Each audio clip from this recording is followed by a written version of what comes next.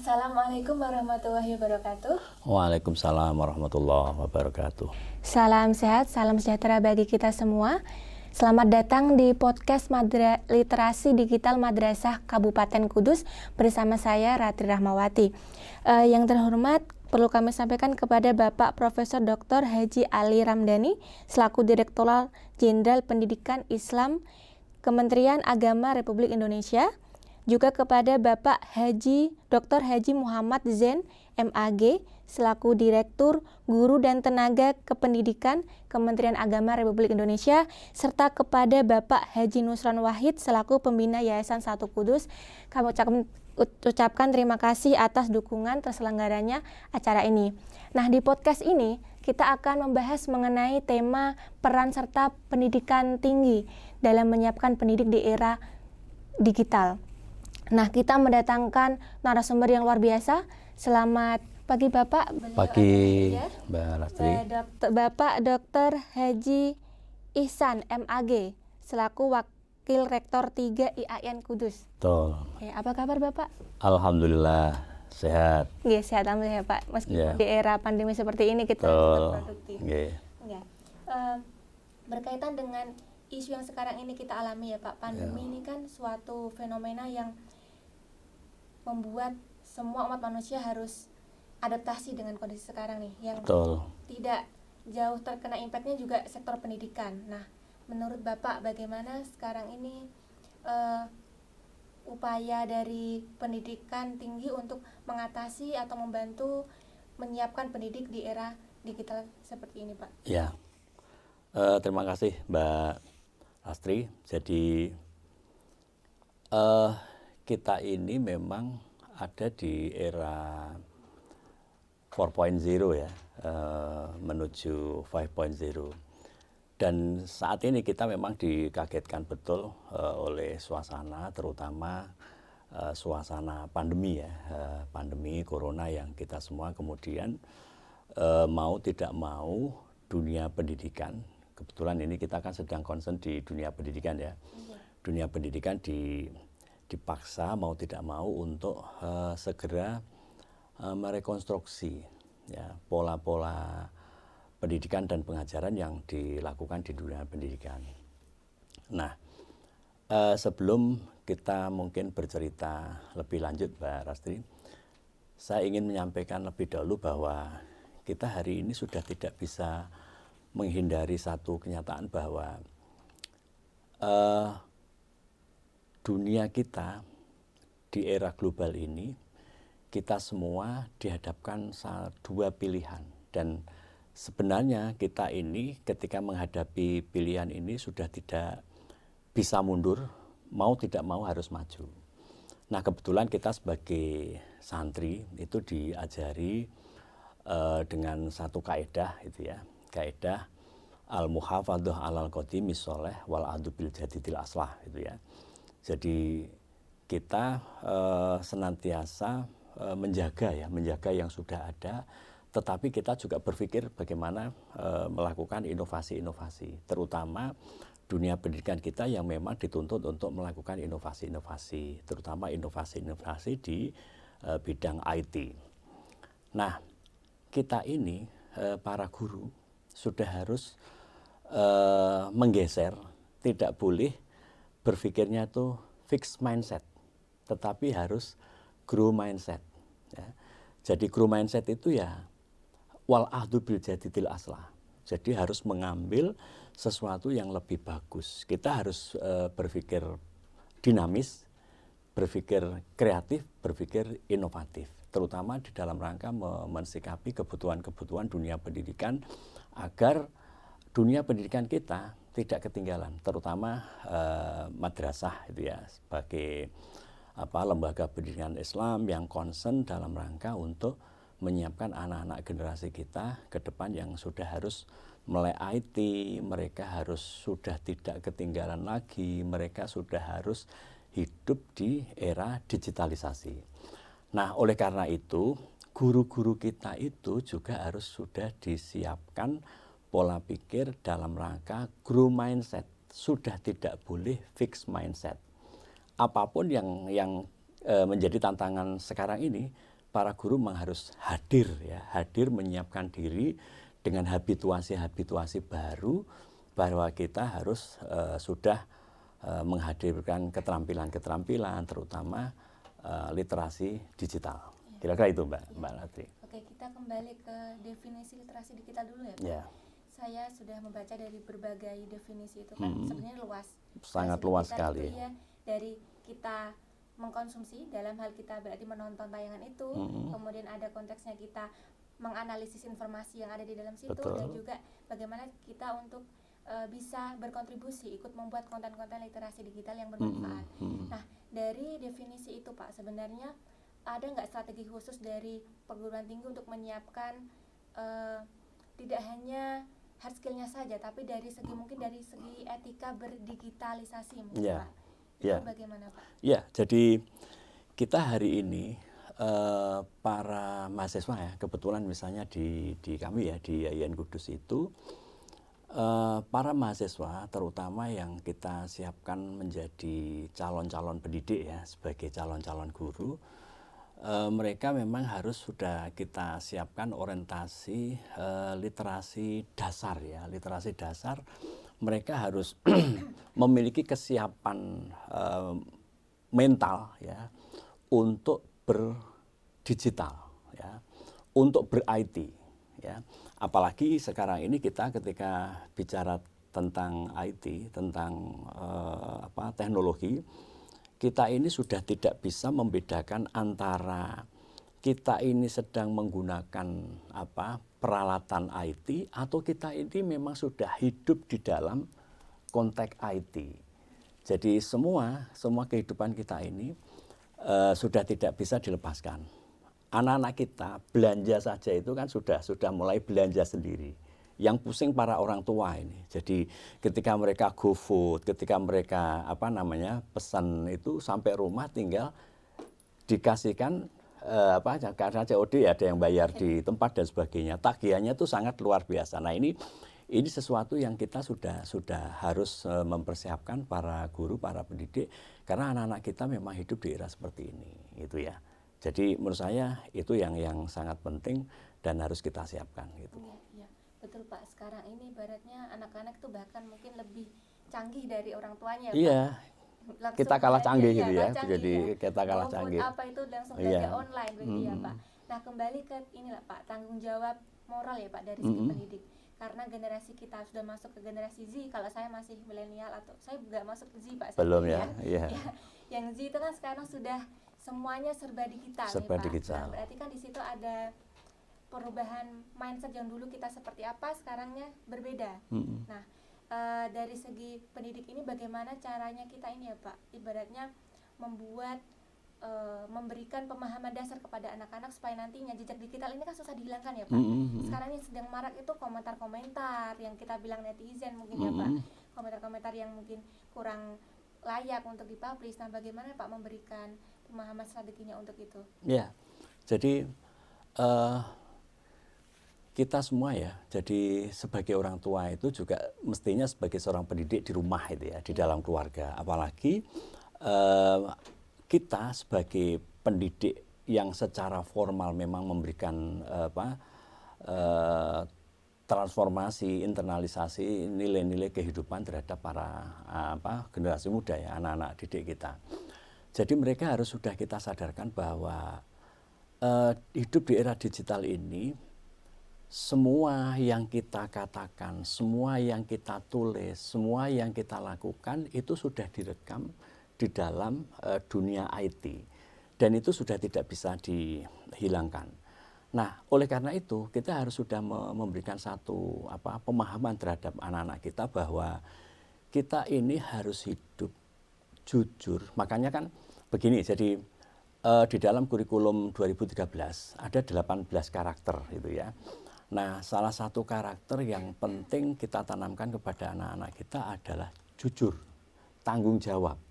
Nah, sehingga anak-anak kita yang hidup di era digitalisasi ini, semua kegiatan kita itu sudah terekam dalam kehidupan kita berbasis IT ini. Dan kalau kita hidup dengan pola jujur, bertanggung jawab, apapun yang kita lakukan itu adalah memiliki impact ya, memiliki pengaruh terhadap masa depan anak-anak.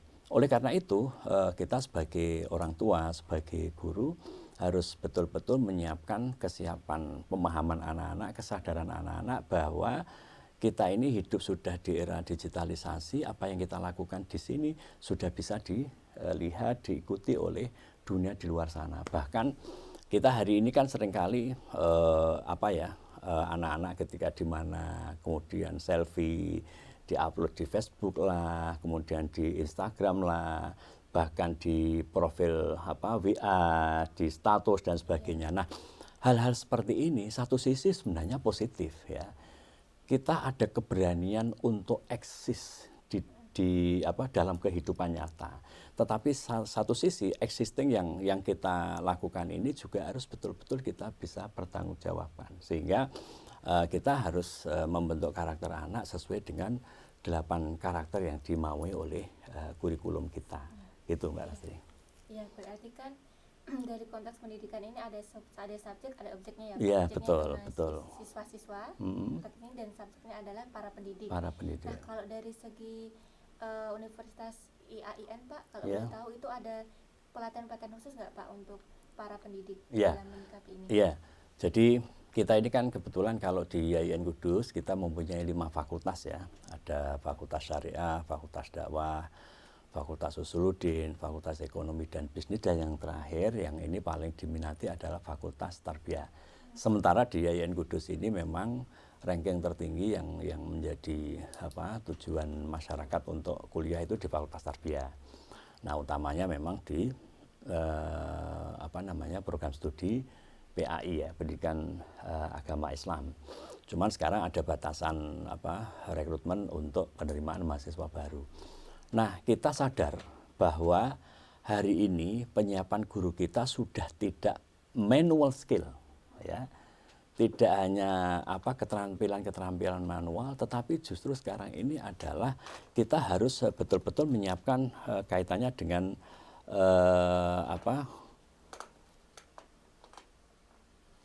digital skill, gitu ya. Jadi kita harus memberikan bekal kepada para mahasiswa kita. Mereka sudah tidak lagi mengajar, ya, mendidik, menjadi guru secara manual. Kalau dulu menyiapkan RPS, menyiapkan TIK, pembelajaran, bahan-bahan yang akan kita ajarkan ini secara manual. Nah, hari ini kita sudah, apalagi di era corona selama 2 tahun ini ya, kita dituntut, bahkan para guru dituntut mau tidak mau harus melakukan pembelajaran online. Nah, oleh karena itu kita sudah sadar betul bahwa mahasiswa kita harus kita bekali dengan digitalisasi, pelatihan-pelatihan pembelajaran online, bahkan mahasiswa kita sudah kita ajari ketika di era corona ini mereka sudah, ketika kita kirim untuk praktek mengajar ya, bahkan ketika KKN ini juga sudah kita lakukan secara blended ya. Jadi satu sisi memang mahasiswa biar tahu lembaga bagaimana mengelola secara manual, manajerial secara langsung, offline di madrasah secara prokes ketat.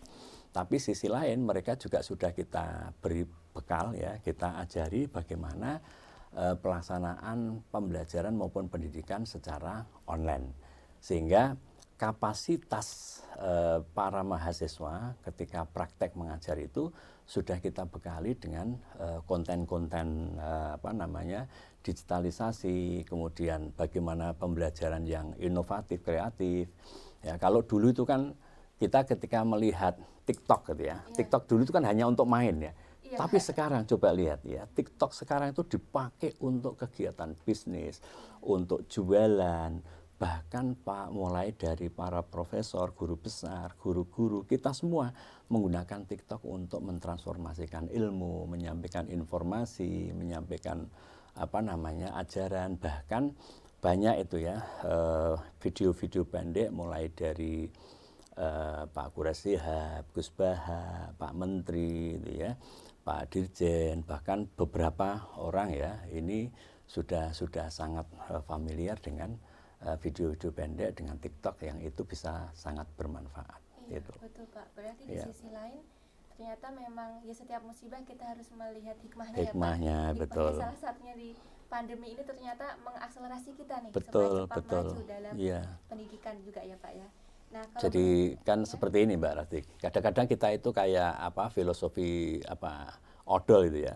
iya. Jadi para guru kita atau kita semua itu di era pandemi ini dipaksa mau tidak mau untuk segera terampil, seterampil-terampilnya. Dan alhamdulillah guru-guru kita itu ya, kita semua ya, mulai dari dosen di perguruan tinggi maupun guru-guru, terutama memang guru-guru maupun dosen-dosen muda yang memang kapasitas untuk apa namanya ya, sense of belongingnya terhadap dinamika digitalisasi itu akan sangat cepat. Tapi karena kita dipaksa seperti odol kalau sudah diplodot itu kan pasti keluar gitu Iya ya. Pak. Akhirnya kita memang mampu untuk menyesuaikan beradaptasi gitu Iya ya. Pak. Kadang kalau Gitu. di Jawa, apalagi yang mahasiswa, saya juga baru kemarin jadi mahasiswa itu kita ada istilah the power of kepepet. Oh iya, the Kalau power of kepepet kita itu ya. sudah dipaksa Sudah dengan mentok seperti gitu ini, ya. mentok ya bisa gitu ya Pak.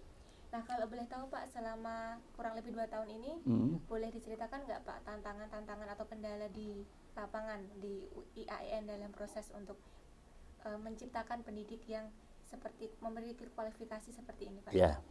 Jadi banyak ya kalau kendala ya. Kendala-kendala yang bersifat apa ya? Mindset tadi ya. Jadi kita itu masih perlu bekerja keras dalam rangka untuk grow mindset itu tadi. Jadi bagaimana sivitas akademika mulai dari dosen sampai mahasiswanya untuk memiliki kesadaran bahwa kita ini sudah hidup di era 4.0, bahkan siap-siap untuk 5.0. Nah, kita sudah tidak bisa menghindar kehidupan digitalisasi. Nah, termasuk orang seperti saya ya, terutama Bapak Ibu dosen yang senior-senior ini kerja keras untuk memang melakukan itu. Nah, yang kedua, kendala-kendala yang bersifat teknis. Kita kadang-kadang sudah apa namanya menyiapkan semua piranti ya, mulai dari apa namanya spot wifi-nya, kemudian apa namanya kuota bantuan untuk mahasiswa dan sebagainya. Tetapi kan masih ada kendala lagi, misalnya sinyal yang sedang tidak bagus itu ya. Maka saya kalau ngajar misalnya dengan Google Meet atau Zoom Meeting itu, saya seringkali kalau Google Meet maupun Zoom Meeting itu saya tidak mau bagi mahasiswa yang kuliah yang mereka itu off kamera. Harusnya on kamera, karena kalau on kamera itu kan dia itu sedang memperhatikan apa tidak itu ya. Nah ini juga sebenarnya jadi tidak ada sesuatu yang sempurna. Ya, di era digital ini juga banyak kendala. Nah, diantaranya itu. Maka kendala-kendala yang ada ini ya mari kita atasi secara perlahan. Insya Allah asal kita mau berusaha untuk mengatasi ya lubang-lubang yang memang itu harus diatasi, insya Allah bisa. Maka ketika kita Google Meet, Zoom Meeting itu selalu saya sampaikan bahwa perkuliahan dengan persyaratan semuanya on kamera. Tetapi itu pun ada kendala yang tetap tidak bisa diatasi. Misalnya apa? Memang sinyal ketika berat, ketika on kamera kan tidak bisa. Jadi di sana on kamera, tetapi ketika kita masuk, lah ini kan tidak ada. Nah, ini kita sebagai dosen, sebagai guru ketika seperti itu juga kita memaklumi ya, karena itu sudah keniscayaan. Itulah salah satu kelemahan dunia etik kita ya. Jadi dunia etik kita, dan dalam dunia apapun memang tidak ada yang sempurna. Kita akhirnya ya kalau di kampus kita mengatasinya tetap berusaha untuk bisa blended ya, satu sisi online, sisi lain offline. Terutama ini mahasiswa kami yang semester 1 dan 3 itu juga kita laksanakan secara blended. Jadi sesuai dengan protokol kesehatan itu ada yang masuk, ada yang online gitu ya, secara bergantian sehingga secara perlahan normalitas menuju normal ini juga kita siapkan gitu Mbak Rasti. Iya Pak. Jadi sekarang coba kita, karena memang kita belum tahu ya Pak kapan akhirnya pandemi ini, coba kita melihat dari sisi positifnya nih Pak. Betul. Kalau dari peluang kerjasama mungkin Pak atau acara-acara dengan pihak internasional pastinya lebih mudah ya Pak ya, karena kan sekarang mudah menggunakan alat bantu Zoom Meeting dan sebagainya gitu ya Pak. Nah kalau dari segi fasilitas tadi ya Pak yang ingin saya bicarakan, terkadang dari kampus, dari IAIN sudah menyediakan fasilitas yang sedemikian memadai untuk mahasiswa, tapi keadaan dari mahasiswa itu sendiri kan sebenarnya kita di luar kontrol kita ya Pak, Iya, rumahnya, betul. daerahnya gitu ya Betul, Pak. betul. Nah, kalau misalnya selama ini tuh selama 2 tahun ini pernah nggak Pak ada kasus yang seperti ini, misalnya mahasiswanya telat ujian atau seperti apa, kemudian dengan alasan kendala sinyal di rumah atau rumah terpencil 3T gitu ya Pak ya misalnya. Jadi bagaimana Pak menyikapi hal itu? Ya, jadi kita tetap regulasi kita ya, bahwa aturan-aturan perkuliahan ketika ujian, ketika tugas akhir dan sebagainya, tetap ini ada ya. Tetapi kendala-kendala yang terjadi itu menurut saya akhirnya ya pimpinan juga bisa memahami dan kita memberikan toleransi itu ya, toleransi sehingga misalnya ada ujian yang dilaksanakan secara online gitu ya. Misalnya apakah ujian itu misalnya dengan cara wawancara langsung, kemudian ujian tes lesan dan sebagainya. Nah, bagi mereka yang misalnya terkendala sinyal, ini kita beri ruang yang cukup untuk kita beri toleransi, ketemu, kemudian bisa diulang dan sebagainya. Nah, kendala inilah yang kemudian melahirkan sebuah kebijakan, gitu ya. Sehingga kita tidak kemudian saklek, udah bisa, nggak bisa ya sudah, kesempatan Anda hilang dan sebagainya. Nah, ini kan namanya kebijakan yang tidak bijak, gitu ya. Sehingga kita hal seperti ini juga kita toleransi, gitu ya. Artinya kita bisa memaklumi.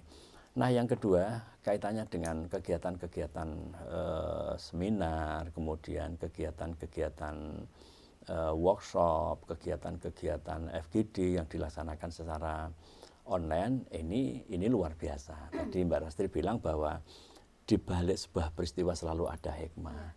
Mahasiswa kami itu ya tahun ini alhamdulillah ini ada sekitar 130 prestasi yang diperoleh mahasiswa kami baik nasional maupun internasional, itu dominasinya adalah kegiatan-kegiatan melalui online gitu ya, melalui online. Nah, sehingga bahkan kemarin ya kami di Kementerian Agama ini alhamdulillah kalau Pak Menteri Agama kemarin Gus Men bisa rawuh di PWN di Palembang.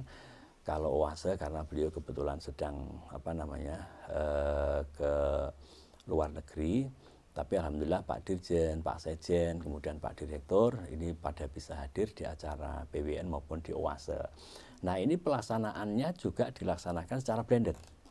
Jadi perkemahan Wirakarya Nasional yang diselenggarakan oleh Kementerian Agama di Palembang ini peserta sekitar 1.300 itu yang offline di Palembang. Tetapi yang di kampus itu ada sekitar 100 lebih kampus yang berpartisipasi di satkernya masing-masing.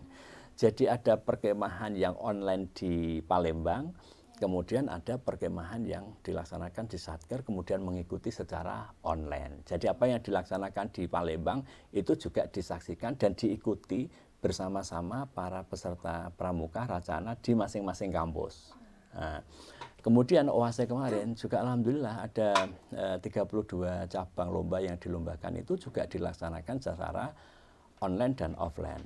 Nah, artinya apa? Bahwa keterbatasan offline hari ini justru bisa diatasi dengan online. Nah, ini kan artinya apa? Online satu sisi memang ini menjadi tantangan ya, menjadi tantangan kita bahwa hari ini sudah tidak boleh mengatakan bahwa tidak ada kegiatan yang tidak bisa dilaksanakan. Wong kalau kita tidak bisa menghadiri FGD di Jakarta itu bisa mengikuti secara live streaming gitu ya. Jadi kita ketinggalan tidak bisa mengikuti acara, tidak bisa datang. Lah ada rekamannya, ada live streamingnya, ada YouTube-nya, ada macam-macam dan sebagainya. Jadi menurut saya kembali ke tadi di awal yang saya sampaikan bahwa al-muhafadzatu 'alal qadhi bis-sholeh. Jadi tradisi-tradisi yang memang sudah ada, kegiatan-kegiatan manual, kegiatan-kegiatan offline kita yang memang itu tidak bisa digantikan ya. Contoh memang guru ketemu murid. Bagaimana kita memberi perhatian secara langsung, kita bisa berinteraksi, kita bisa mensupport anak-anak kita ketemu dengan kita. Itu sesuatu banget gitu ya. Bahkan ini ada beberapa mahasiswa yang sering ya ke kita ya pada Bapak dan Ibu dosen, Pak ini kapan kita ketemu di kelas dan sebagainya. Dan akhirnya alhamdulillah Dirjen itu ya, kementerian memberikan kebijakan untuk yang semester 1 dan 3 bisa masuk. Tetapi untuk yang sudah pernah melihat kampus, kan kasihan Mbak Resti, ada mahasiswa baru semester 1 dan 3 itu tidak lihat kampus gitu ya, maka ini peluang. Nah makanya sekali lagi, wal ahdu bil jadidil aslah, kita kemudian mengambil sesuatu yang baru yang itu lebih produktif. Jadi hari ini menurut saya tidak ada sesuatu yang tidak bisa kita lakukan. Wong yang tidak bisa dilakukan di tempat bisa kita lakukan dengan jarak jauh. Nah, oleh karena itu para guru ya, kita semua hari ini memang sudah harus segera reposisi, rekonstruksi pemikiran, kesadaran kita, dan kita memang harus melakukan adaptasi terhadap dinamika-dinamika yang ada saat ini. Iya Pak, betul. Jadi memang semua ini butuh proses ya Pak. Betul. Mungkin kalau kita menarik lagi ke belakang dulu waktu tahun-tahun pertama, pasti ada istilahnya mungkin kepanikan atau apa ya Pak, kok semuanya sekarang online gitu ya Pak, tapi by proses ternyata kita bisa beradaptasi gitu ya Pak ya. Jadi dulu itu kan gini Mbak Resti, ketika bicara online, orang yang dipikir itu kan, waduh beli kuota, ini harus menyiapkan uang dan sebagainya. Tetapi alhamdulillah hari ini, kalau dulu mahasiswa itu teriak-teriak, wah ini tidak punya kuota kita boros dan sebagainya itu ya. Padahal ketika kita hitung-hitung, apa yang dilakukan secara online itu jauh lebih efektif itu ya. Karena kita dalam satu waktu bisa melakukan kegiatan-kegiatan yang banyak. Bayangkan ya, satu hari itu kita bisa melakukan FGD sampai 3-4 kali. Nah kalau kita FGD diundang ke Jakarta, kita perjalanannya aja sudah berapa, kita transportasinya sudah berapa dan sebagainya. Bahkan hasilnya tetap ada kendala-kendala, ada sisi lemahnya, iyalah gitu ya. Orang itu kan kalau selalu berpikir kepenginnya yang sempurna 100% sama, itu kan hanya milik Tuhan ya, yang 100% itu ya. Nah, selama tidak milik Tuhan, itu pasti ada persentase-persentase yang hilang. Kita tidak bisa sempurna gitu. Itu harusnya. Nah, kembali ke literasi digital ya Pak. Ya. Kan tadi Bapak Dr. Ihsan menyebutkan bahwa jurusan yang jadi favorit adalah tarbiyah atau pendidikan agama Islam. Agama Islam, salah satunya. Nah, sekarang ini karena memasuki ke era digital yang tak terhindarkan, sudah ada konten-konten khusus nggak Pak yang ternyata dihasilkan loh dari pendidik mahasiswa dari sana gitu Pak? Iya. Konten-konten khusus. Ya, jadi alhamdulillah ini kan kita memang untuk dosen-dosen kita ya, dosen-dosen yang strategi pembelajaran, teknologi pembelajaran, karena kita ada mata kuliah itu. Nah tentunya para dosen-dosen muda yang memang memiliki kapabilitas di bidang teknologi, maka mereka kita minta untuk membekali para mahasiswa calon guru itu adalah bagaimana para mahasiswa calon guru memiliki keterampilan ya, keterampilan digital, mulai dari menyiapkan konten-konten yang pembelajaran itu menjadi menarik itu ya. Bahkan kita sendiri ketika anak-anak kita di rumah itu sudah mulai ngotak-atik. Anak-anak kita itu sudah kecil-kecil ya, kelas 3 SD, kelas 4 SD itu sudah bikin TikTok, sudah bikin konten-konten, sudah bikin animasi dengan aplikasi-aplikasi dan sebagainya. Nah, menurut saya mahasiswa kita hari ini sudah semakin familiar, sudah semakin at home dengan itu semua, apalagi di bawah bimbingan para dosen muda. Mungkin ya ada 1-2 ya dosen-dosen senior yang memang ya dari sisi inovasi-inovasi itu ya pas-pasan ya, tetapi kan mereka juga mendapatkan materi-materi dari para dosen muda gitu ya, pelatihan-pelatihan itu. Kalau dari segi pendidik ya Pak, pasti kan ini lintas generasi ya Pak. Ya, ada betul. yang senior, ada yang baru-baru seperti saya mungkin. Ya. Nah, itu strategi pembimbingannya seperti apa Pak? Maksudnya apakah ada pengelompokan, peer discussions group atau bagaimana gitu Pak? Oh ya, jadi kita itu kan kalau di kampus ya, kami itu ada tim teaching Mbak Rastri itu ya. Tim teaching, apalagi untuk yang di pasca ya. Di pasca itu kita kembangkan dengan tim teaching ya, sehingga dosen-dosen senior ini didampingi dengan dosen muda. Kemudian kalau di S1 itu juga sama, karena ada beberapa dosen yang misalnya baru CPNS, kemudian dosen-dosen luar biasa itu ya. Karena kalau kita itu kan ada dosen PNS, ada dosen tetap non PNS, lalu ada dosen luar biasa. Nah ini biasanya ada tim teaching yang memang dikembangkan dalam rangka untuk melakukan penguatan-penguatan terhadap perkuliahan ya, perkuliahan yang konten-kontennya itu dinamis ya, tidak hanya konten-konten yang bersifatnya manual, tetapi juga konten-konten yang bersifat digital. Karena sekarang ini juga mahasiswa kita sudah, ya lagi-lagi itu ya, kita menghadapi mahasiswa kita yang sudah generasi ya Z itu ya. Jadi kalau kalau saya kan milenial aja sudah ketinggalan itu ya. Baras mungkin hampir ya ini ke Z. Jadi nah ini tentunya kita sudah berorientasi ke sana sebenarnya. Ya Pak ya. Jadi coba kalau misalnya boleh menggambar adik-adik kita berpikir agak ke depan lagi gitu ya Pak. Sebenarnya kan ini fenomena pandemi ini kan suatu saat akan berakhir ya Pak. Nah kira-kira nih Pak, menurut Bapak nih, setelah semua reformasi yang pernah kita lakukan di masa pandemi ini, nanti ketika pandemi ini telah usai, harapan Bapak bagaimana? Apakah ini balik ke sana? Balik lagi dulu atau bagaimana ya. Pak? Ya menurut saya hidup itu kan ada teori siklus ya, memang muter gitu ya. Ada yang teori linear dalam teori sejarah itu. Tetapi menurut saya hidup itu tidak ada yang kembali. Walaupun misalnya siklus mutar, tetapi ini tetap bergerak ya. Lingkaran ini bergerak terus. Jadi menurut saya misalnya ini kan era new normal ya. Jadi era baru, era new normal. Menurut saya tidak perlu kembali lagi gitu ya. Jadi digitalisasi itu memang menjadi kebutuhan kita ke depan. Karena kita hari ini sudah tidak bisa membatasi itu ya, ruang dan waktu ya. Jadi kita misalnya hidup di Indonesia, komunikasi dengan negara lain itu sudah dalam waktu yang global itu ya, sudah tidak bisa mundur kembali lagi. Nah persoalannya adalah bagaimana kemudian kita betul-betul menyiapkan generasi anak-anak kita, generasi yang siap masuk di era 4.0, 5.0, di era digital. Bahkan digitalisasi atau era IT ini sudah menjadi kehidupan mereka. Jadi kalau ilustrasinya kan begini, anak-anak kita itu pegang HP, sudah tidak lagi HP sebagai sebuah mainan. Bahkan kita sudah tidak signifikan mengatakan bahwa udah jangan mainan HP terus itu ya. Ya mereka memang sudah hidup dengan HP. Nah yang paling penting adalah bagaimana anak-anak kita, generasi kita sadarkan, kita bekali dengan satu pemahaman bahwa kita sudah hidup di era yang seperti ini, bahwa tool ya, peralatan-peralatan yang kita pakai itu memang kita posisikan sebagai instrumen ya. Instrumen yang support terhadap kehidupan kita yang sudah hidup di seperti ini gitu ya.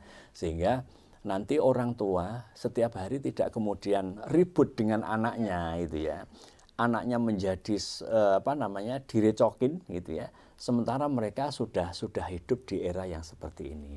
Nah, oleh karena itu beberapa waktu lalu ketika Kominfo saya juga diminta untuk menyampaikan bagaimana menjaga kualitas belajar di rumah. Nah, sehingga anak-anak kita di rumah itu ya perlu memang difasilitasi, fasilitas yang dibutuhkan untuk kelancaran belajar di era digital seperti ini. Betul, gitu. Pak. Bahkan sekarang anak-anak muda banyak yang istilahnya bisa berpenghasilan dari digital itu Pak. Betul. Ya Pak, jadi YouTuber, dari desain kreator gitu, gitu ya Pak, bisa ya. Saya ini kan ada ponakan ya, dia baru kelas 4 ya, kelas 4 SD kebetulan sekolahnya di Nawakartika itu dia sudah jualan kerudung. Wah, jadi dia itu bisa menawarkan dagangan dan itu nanti dia memang akhirnya kemudian ada yang dikirim melalui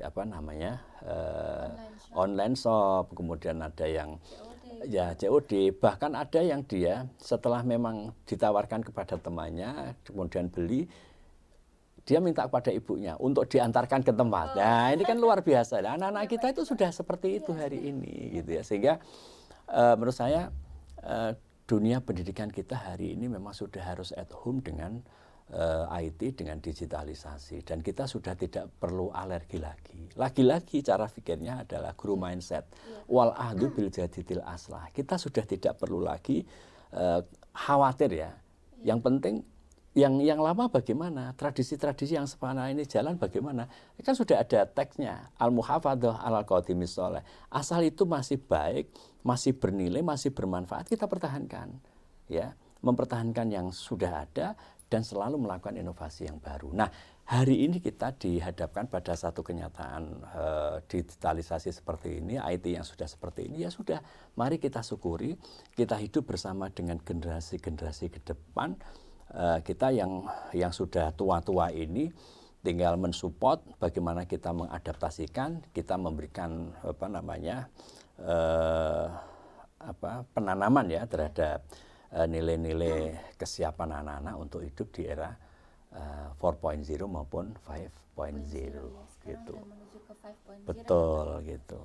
Nah, jadi itu intinya selagi kita sudah menyiapkan fondasi-fondasi utama, maksudnya nilai baik dan benarnya, jadi anak nanti bisa mengontrol ya Pak konten-konten yang akan digunakan gitu ya Pak. Itu. Nah, kalau dari segi aspek sosial nih Pak yang ingin saya sorotin, kalau misalnya anak-anak terbiasa belajar di rumah dengan asik gadget ya Pak ya, gadget jadi asik. Nah, bagaimana dengan aspek-aspek sosial ya Pak? Ibaratnya kita hidupkan bersama dengan orang lain, kita butuh adanya empati, simpati, kemudian bekerja sama dengan orang lain begitu. Nah, dengan era global ini, era digital ini, apakah ada crashing atau bagaimana Pak? Ya, menurut saya tidak perlu crashing ya. Lagi-lagi semua kita ya, orang tua maupun para guru, mari cipta kondisi ya terhadap dunia pendidikan, dunia pembelajaran.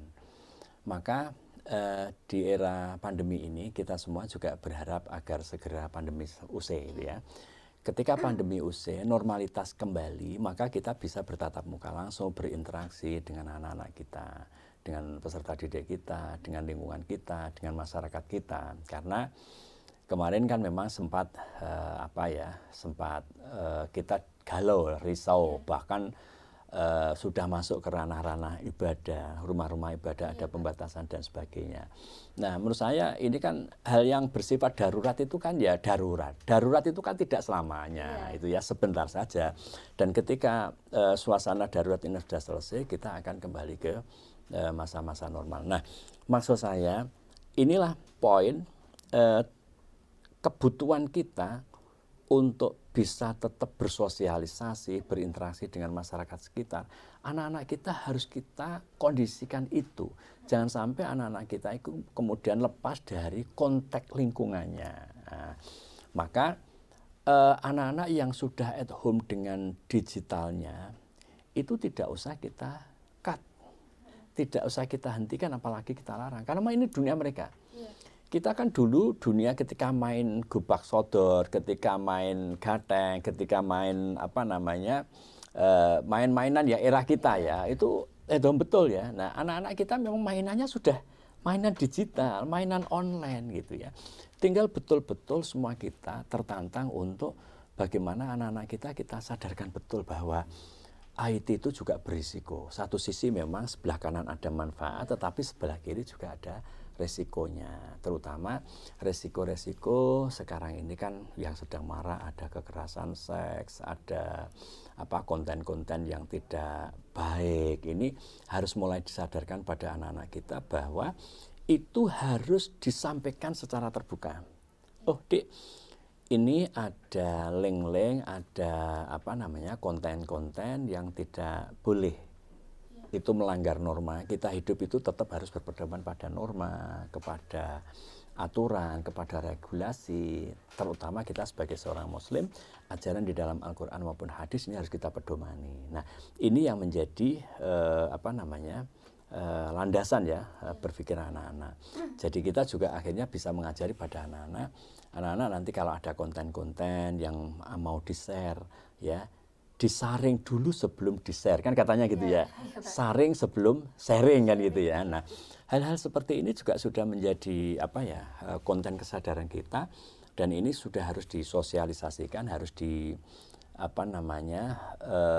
implementasikan ya kepada anak-anak kita. Saya pikir itu Mbak Rastri. Mungkin kalau dari segi sosialisasi, mungkin mereka sekarang zamannya yang suka nge-game itu kan bisa game jarak jauh, itu kan Ya, juga betul. kerjasama dengan timnya ya Pak Betul, ya. Caranya betul, seperti itu. betul, Kalau ya. zaman dulu mainannya ibaratnya main kelereng atau apa itu kan langsung interaksinya Betul, physically ada, kalau iya. sekarang sudah dari digital gitu ya Pak. Betul.